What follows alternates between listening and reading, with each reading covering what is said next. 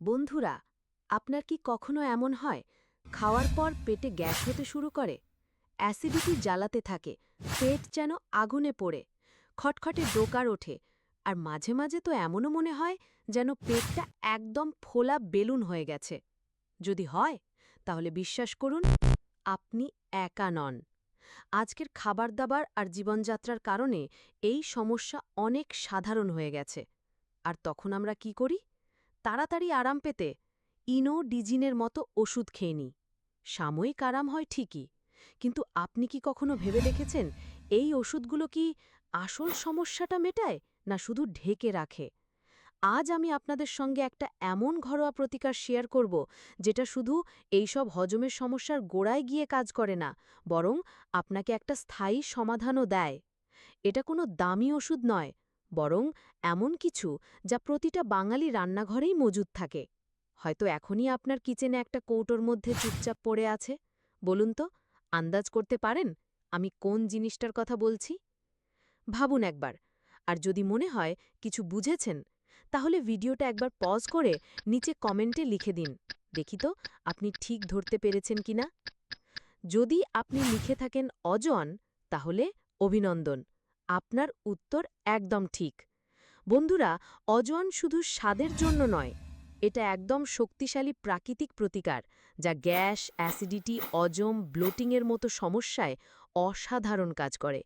অজওয়ানে thymol নামে এক উপাদান থাকে, যেটা পেটের হজমের রস বেরোনো বাড়িয়ে দেয়।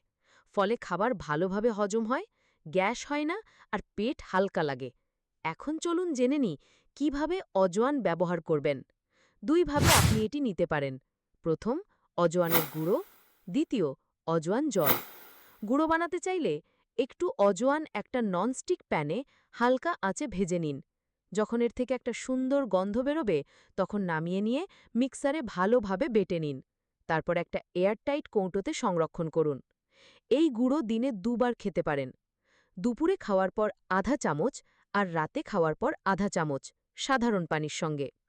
আর যদি জল খেতে পছন্দ করেন, তাহলে 1 গ্লাস জলে 2 চা চামচ অজওয়ান দিন। এটাকে ফুটিয়ে নিন, 3-4টা ভালো করে বলক উঠলে ছেঁকে নিন। হালকা গরম থাকতে খাওয়ার 15-20 মিনিট পর দিনে দুবার পান করুন। অজওয়ানের সবচেয়ে বড় গুণ, এর কোনো পার্শ্ব প্রতিক্রিয়া নেই। সারা বছর গরম ঠান্ডা যে কোনো সময় আপনি এটি নিশ্চিন্তে ব্যবহার করতে পারেন। হ্যাঁ, যদি আপনার শরীরের মেজাজ খুব গরম হয়, তাহলে ডোজ একটু কম করে নিতে পারেন, যেমন 1-4 চামচ গুঁড়ো বা আধা চামচ অজওয়ান জল।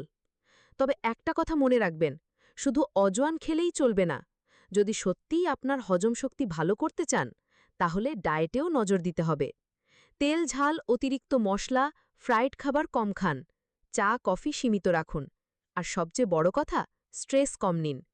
তাই বন্ধুরা, পরের বার যখন দেখবেন পেটে জ্বালা করছে বা গ্যাস হচ্ছে, তখন ওষুধের দিক না তাকিয়ে একবার এই ঘরোয়া সহজ সমাধানটা ট্রাই করে দেখুন।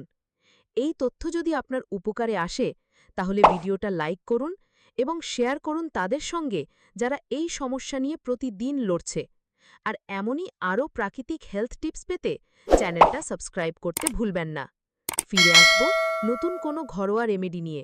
ততদিন পর্যন্ত সুস্থ থাকুন, আনন্দে থাকুন।